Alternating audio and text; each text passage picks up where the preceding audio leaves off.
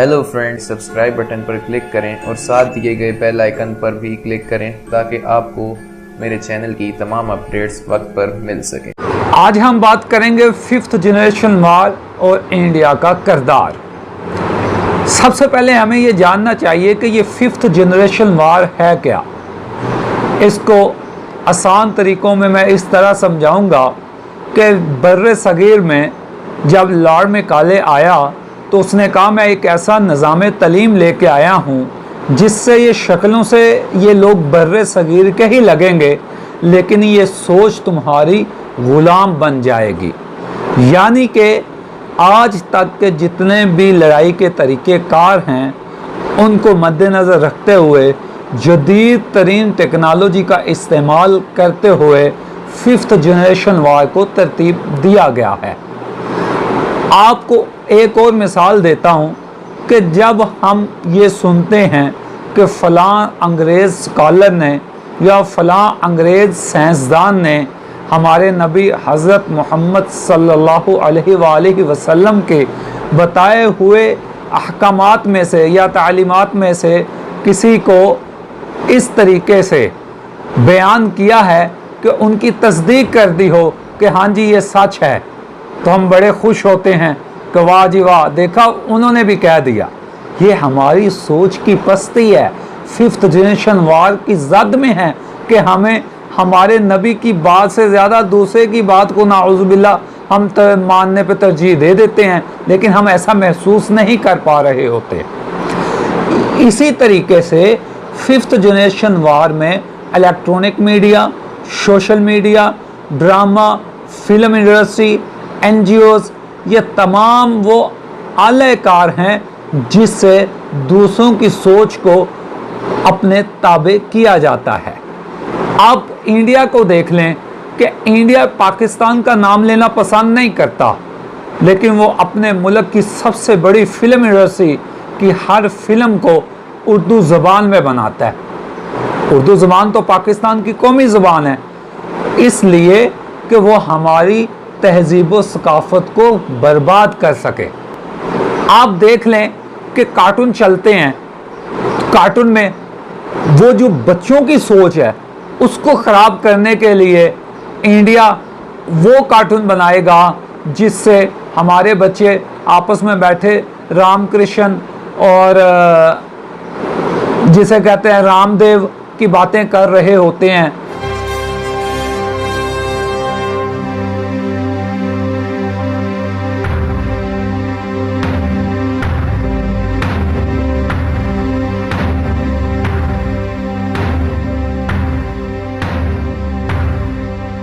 जय श्री कृष्ण। ये कहानी है भगवान श्री कृष्ण के जन्म की। ये कहानी शुरू होती है मथुरा राज्य से, जो कि उनके भगवान हैं और उनके भगवानों के किरदार हैं, वो हमारे बच्चों की ज़हनियत में वो उतारना चाह रहा है, इसलिए वो कार्टून भी उस तरह के चलाएगा। आप देख लें कार्टून में वो जो सिम्पसन कार्टून है, आप उनको देख लें कि किस तरीके से चंद साल पहले ही वो पेशन गोइयाँ शुरू कर देते हैं और वो वाक़यात चंद साल बाद होते हैं। दोस्तों 1995 में एक फेस टाइम दिखाया गया जिसमें इस कार्टून सीरीज का एक करैक्टर टेलीफोन पर लाइव बात कर रहा है। हालांकि 1995 में टेलीफोन कुछ इस तरह होते थे, लेकिन 2010 में पहली बार ऐसे मोबाइल दुनिया की पहुंच में आए जिन पर आप लाइव बात कर सकते थे। फिर 1995 में एक एपिसोड में स्मार्ट वॉच दिखाई गई जो पहली बार 2014 में दुनिया की पहुंच में आई, जिसे सैमसंग और एप्पल वगैरह की कंपनियों ने ईजाद किया। इसी तरह 1994 में एक GoPro दिखाया गया जो कि एक कैमरा है जो किसी हेलमेट या कैप में आप लगा सकते हैं और वीडियो रिकॉर्ड कर सकते हैं। लेकिन हैरानगी की बात यह है कि ये तमाम चीज़ें पहले ही कैसे दिखा दी गई। इसी तरह अगर हम डोनाल्ड ट्रंप के बारे में बात करें तो आप हैरान हो जाएंगे। 2003 में ही दिखा दिया गया था कि हिलरी क्लिंटन इलेक्शन लड़ेगी, जो किसी के वहमो गुमान में भी नहीं था। फिर यह भी दिखाया गया कि Hillary Clinton election Donald Trump के खिलाफ लड़ेगी और जीत ट्रंप की होगी। सन 2000 में ही एक एपिसोड में ट्रंप को सीढ़ियां उतरते हुए और हाथ हिलाते हुए दिखाया गया, जो 2015 में बिल्कुल हूबहू उसी तरह हुआ। लेकिन इसमें एक बहुत ही हैरानी की बात ये थी कि जब 2000 में ट्रंप हाथ हिला रहा होता है तो इसकी एक जानिब एक आदमी कार्ड उठाए खड़ा होता है और वो कार्ड नीचे गिर जाता है। बिल्कुल इसी तरह 2015 में ये हकीकत में होता है। फिर दोस्तों 2002 में इस कार्टून सीरीज में ये दिखाया जाता है कि जब ट्रंप इलेक्शन जीत जाता है तो वो एक अरब मुल्क का दौरा करता है, जिसमें वो एक कॉन्फ्रेंस में शिरकत करता है और वहाँ 3 लोग एक सफेद और काले रंग के ग्लोब पर हाथ रखकर खड़े होते हैं। लेकिन फिर 2017 में जो दुनिया ने देखा उसने सबको हैरान कर दिया कि हकीकत में वही 3 लोग उसी पोजीशन में जिस तरह तस्वीर दिखाई गई और वही शक्लें और वही हुलिया बनाकर खड़े होते हैं, और ये इंतहाई हैरानगी की बात है। फिर इसी तरह 2008 में एक वोटिंग मशीन के बारे में दिखाया गया कि एक शख्स बराक ओबामा को वोट देने के लिए क्लिक करता है, लेकिन वो मशीन मिट रोमने को वोट दे देती है, जो कि 2012 में पूरा हुआ, जब एक शख्स बाकायदा एक वीडियो बनाकर YouTube पर अपलोड करता है, जिसमें आप देख सकते हैं कि वो शख्स बराक ओबामा को वोट देता है, लेकिन वो मशीन उसके मुखालिफ को वोट दे देती है। फिर इन कार्टून्स में शाम के बारे में दिखाया जाता है कि बागी हथियार उठा लेते हैं और बाद में दुनिया हकीकत में देखती है। फिर 1989 को एक तस्वीर दिखाई जाती है जिसमें 9/11 लिखा होता है, जो कि बाद में 2001 में हकीकत बनकर मुसलमानों पर जुल्म करने की वजह बनती है। इसी तरह एक और कार्टून्स में भी दिखा दिया जाता है कि 9/11 कमिंग सून। फिर 1997 में एक एपिसोड के दौरान दिखाया जाता है कि इस सीरीज कार्टून का एक कैरेक्टर इबोला वायरस की वजह से बीमार हो जाता है। लेकिन दोस्तों हैरानगी की बात यह है कि 2014 में दुनिया पहली बार इबोला वायरस का शिकार होती है।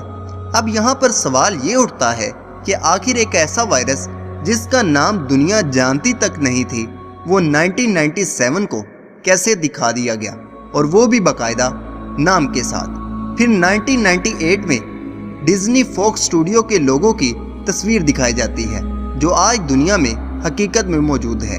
फिर 2014 में फुटबॉल का वर्ल्ड कप पहले ही सिम्पसन कार्टून्स में दिखा दिया जाता है कि जर्मनी जीतेगा और मुखालिफ टीम का कोई गोल नहीं होगा, और दुनिया ने इसे हकीकत बनते हुए देखा। फिर नेमार के खिलाड़ी का जख्मी होना भी पहले ही दिखा दिया गया था। ऐसी बहुत सी बातें हैं, जैसे कि 3D टेक्नोलॉजी, दज्जाल और भी बहुत कुछ। क्या वो गैब का इल्म जानते हैं? नहीं, वो अपने तमाम वसाइल को बुरे कार लाकर वो एक नतीजे पे पहुंचते हैं और उस नतीजे पे वो कार्टून बनाते हैं जो किसी न किसी सूरत में वो सच साबित हो जाते हैं।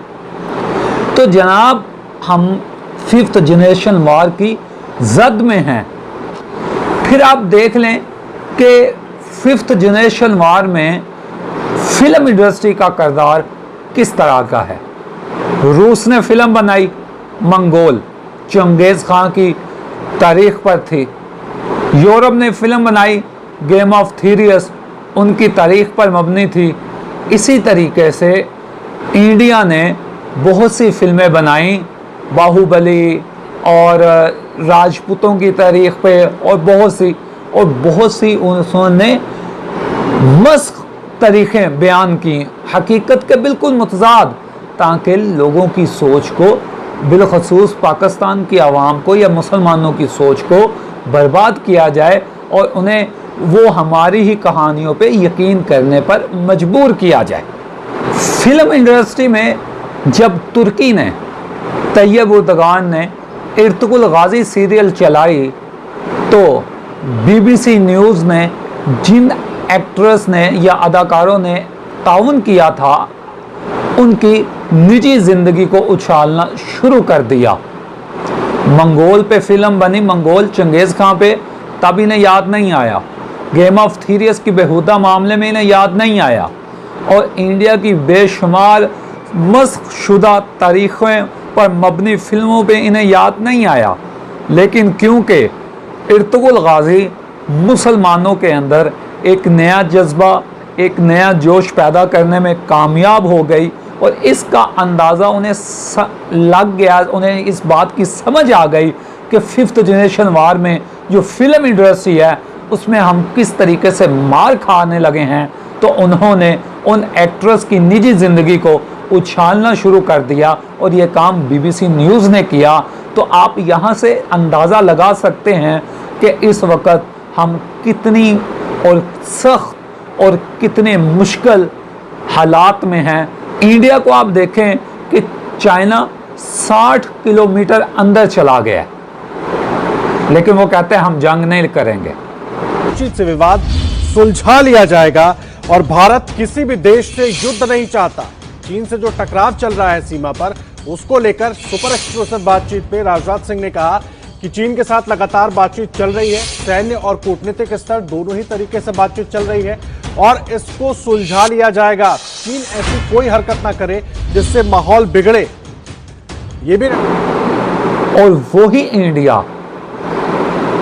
کا جو میڈیا ہے آپ اسے دیکھیں، وہ کس طریقے سے ایک کیڑے کو پاکستان کا آتنکوادی بنانے پہ لگا ہوا ہے کہ جی پاکستان کے پاس تو اب دہشت گرد نہیں رہے، اب وہ ان کیڑوں کو آتنکوادی بنا کر ہمیں بیچ رہا ہے۔ تو پاکستان اب ٹڈیوں کو آتنکی بنا کر بھارت بھیج رہا ہے۔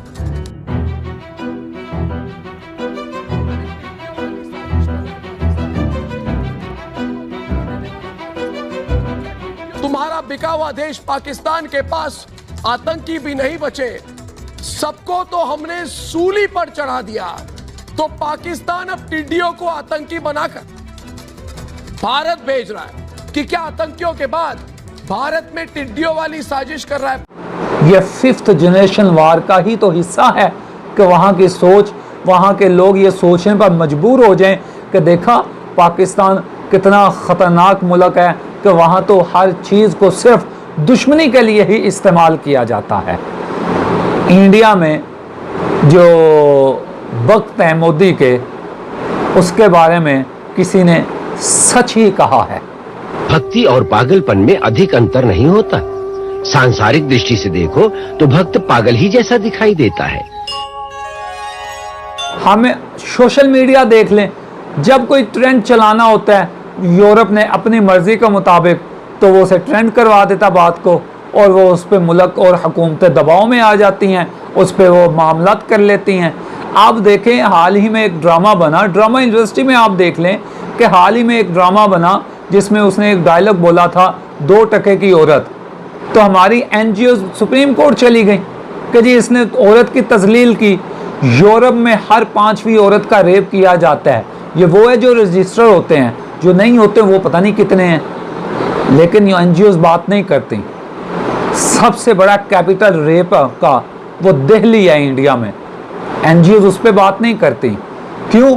کیونکہ انہیں بنایا ہی پاکستان کی تہذیب و ثقافت اور معیشت کو برباد کرنے کے لیے ہے، اس لیے انہیں اس بات کے اوپر آواز بلند کرنی پڑتی ہے۔